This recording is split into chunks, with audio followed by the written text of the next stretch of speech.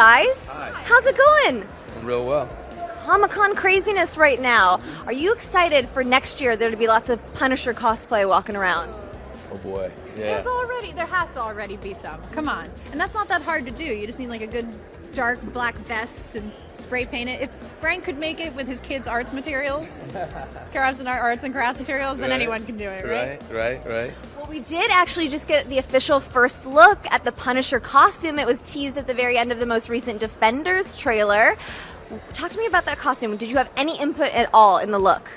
Yeah, no, they don't really listen to me about anything. Yeah, I'm like the last person that they listen to. No, I think that you know there was a lot of time and effort put into that, and it wasn't just for the aesthetics, but there's as you know, it's very stunt heavy, and you've got to be able to move. And I think what we try to do is try to anchor everything in authenticity, and you don't want to put anything on that you can't move in, that you can't fight in, and that's really important to me as far as the fighting on the show.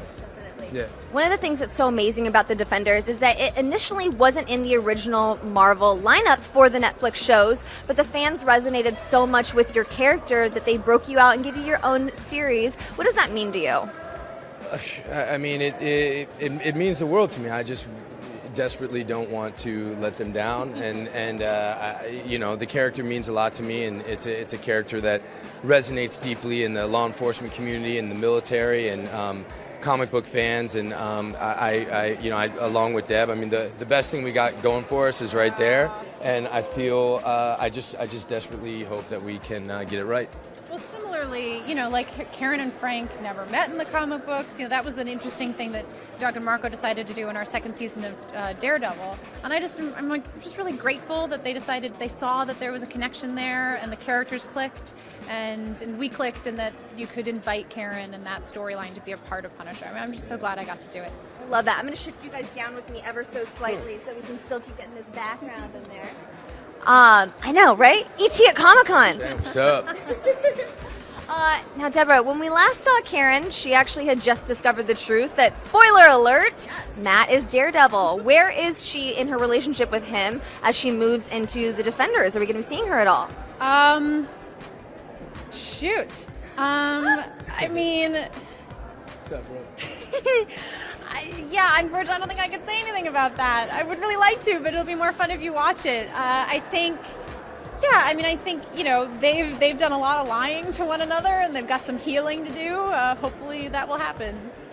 Well, as you guys said, that was really good. That was really good. Answer that sort of works. Pro right here. As you guys said, your two characters never met in the comics. So how did you guys go into their chemistry together? What did you want to have of their friendship on the show? Look, you know, the most exciting thing to me about working with a great actor is what sort of develops in the chemistry that develops naturally. And we found, you know, with Deb, she's sort of the one person that I can kind of show up, and I know I'm going to get so much from, and I don't have to make a whole bunch of decisions beforehand because I know I'm going to get a lot. And you know, I've said it before. It's an honor and a joy to work with her because she's so smart and so talented, and there's a reason why Marvel is sticking her in every single show. You know, she's something else, and it was the best news. It was better news that she was going to be doing the show than that there was going to be a show, and that's completely honest. It's true. Well, no, and I obviously can throw all of that right back at you. Ain't got to do all that. No, I can. But the main thing for me is I remember, because we had met on like the first or second episode, but you were just like a ominous dark figure in the background. Yeah. And our first day really working together, you were like strapped down to that bed. Right. And I remember thinking like they wanted me to stand back, and there was all this stuff, and I was like, no, I want to get in his face, and I want to like, if Jon and I are going to do this for the rest of the season, but it was great that they were really scenes. We didn't start off with something unconnected. We really had to look at each other's eyes and find something. This was a great first episode together. Yep. How would you describe Frank's journey in this first season? What's his mindset like?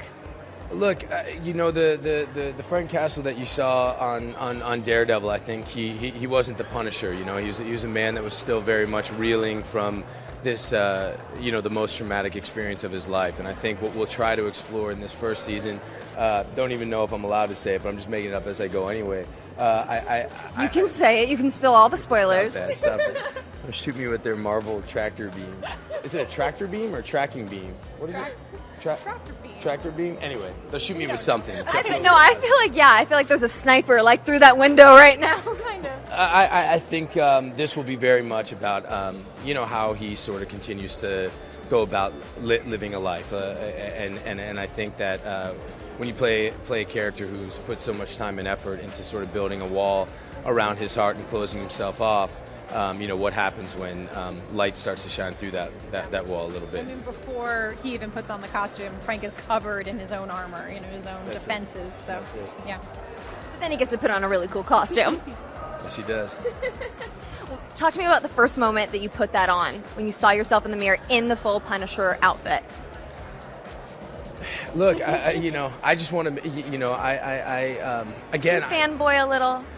No, I mostly just want to see that I can still move and that I can get access to all my weapons. It sounds so corny, but that's really what I think pretty tactically about stuff. Yeah, if you fanboy too much, it takes you out of it a little bit. So there's a part of us that even though you want to geek out, you also want to go, no, but these are real people. They're not archetypes any longer. Now this is us. And you can't get too geeky about it or else you lose it a little. Yeah. We'll just get geeky about it here at ET. You guys. Geek away. Yeah. Well, lastly, what is the one thing that you want to say to the fans who really resonated with the Punisher? I'm glad Frank's in your heart. He's definitely in ours, and I hope we don't let you down, and we want to give it everything we got. Deborah, anything you want to add? Oh gosh. Yeah, I mean, enjoy the show, I guess. I think we did work really hard on it, and Jon's incredible, despite what he says. He's amazing.